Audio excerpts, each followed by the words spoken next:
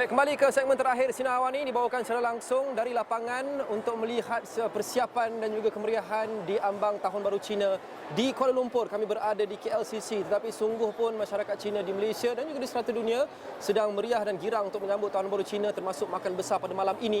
Di Indonesia, bahang pilihan raya atau pemilu semakin terasa. Indonesia kini memasuki fasa terakhir kempen pilihan raya presidennya sebelum memulakan tempoh bertenang pada Ahad ini. Siapakah mendahului persaingan kali ini antara Anies Baswedan, Prabowo Subianto dan Ganjar Pranowo?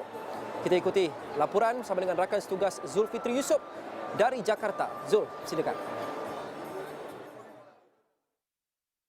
Secara faktanya, 203 juta rakyat Indonesia akan menunaikan tanggungjawab mereka sebagai pemilih pada 14 Februari depan dalam tempoh 5 hari mendatang. Tetapi hakikatnya, 3 calon presiden yang bertanding, iaitu Anies Baswedan, Prabowo dan juga Ganjar Pranowo hanya memiliki masa kurang 48 jam untuk berkempen dan juga melakukan kerja-kerja mereka, mengatur strategi untuk mendapat sentimen dan juga undian daripada rakyat Indonesia dalam pemilihan kali ini.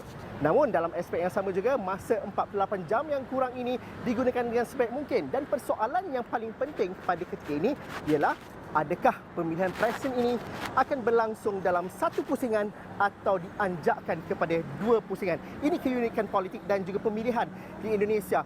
Dan lantas hari ini, hari Jumaat juga, bertebaran juga survey-survey yang dilakukan oleh beberapa lembaga survey di Indonesia ini. Saya ingin kongsikan satu daripada lembaga survey Indonesia, Denny JR, yang mengatakan bahawa kemungkinan peluang untuk pilihan raya presiden ini dilakukan dalam satu pusingan semakin jelas apabila lembaga survey ini mengatakan bahawa pasangan presiden ataupun calon presiden Prabowo Subianto dan juga Gibran Rakabuming mendahului dengan 53.5%. Ini meninggalkan kepada calon dan juga pasangan regu Anies Muhaimin di tempat kedua dan Ganjar Mahfud di tempat ketiga.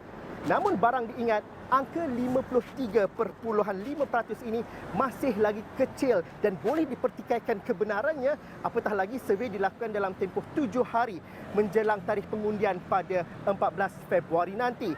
Beberapa dapatan survey lain juga mendapati angka yang lebih kurang sama, sekitar 51%, di mana hakikatnya secara faktanya calon-calon presiden memerlukan lebih 51% untuk pemilihan presiden ini dilakukan secara satu pusingan. Dalam aspek itu juga kami meneliti beberapa kempen yang dilakukan oleh calon-calon ini. Petang ini kami berkesempatan untuk mengikuti kempen oleh pasangan Ganjar dan juga Mahfud, di mana ini dianjurkan oleh alumni universiti di Jawa Barat.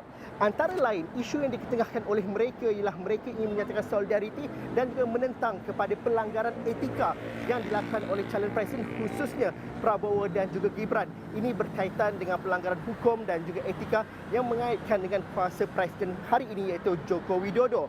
Selain itu, satu perkara yang ditunggu dalam tempoh hari ini sehingga esok ialah kampanye akhbar ataupun apa yang digelar sebagai grand finale untuk kempen presiden, di mana 3 lokasi bakal menjadi tumpuan esok, di mana Anies Baswedan meletakkan atau mengadakan kampanye ataupun kempen terakhirnya di utara Jakarta di sebuah stadium baru yang dibina ataupun dirasmikan ketika zaman beliau menjadi seorang gubernur di Jakarta ini, di mana Prabowo akan meneruskan tradisi akhir bakal presiden untuk meneruskan kempen terakhirnya di Gelora Bung Karno, manakala calon ketiga menukar cara mereka untuk melakukan kempen terakhir dengan memilih Jawa Tengah yang dikatakan sebagai kubu kuat untuk Prabowo untuk melakukan kempen terakhirnya.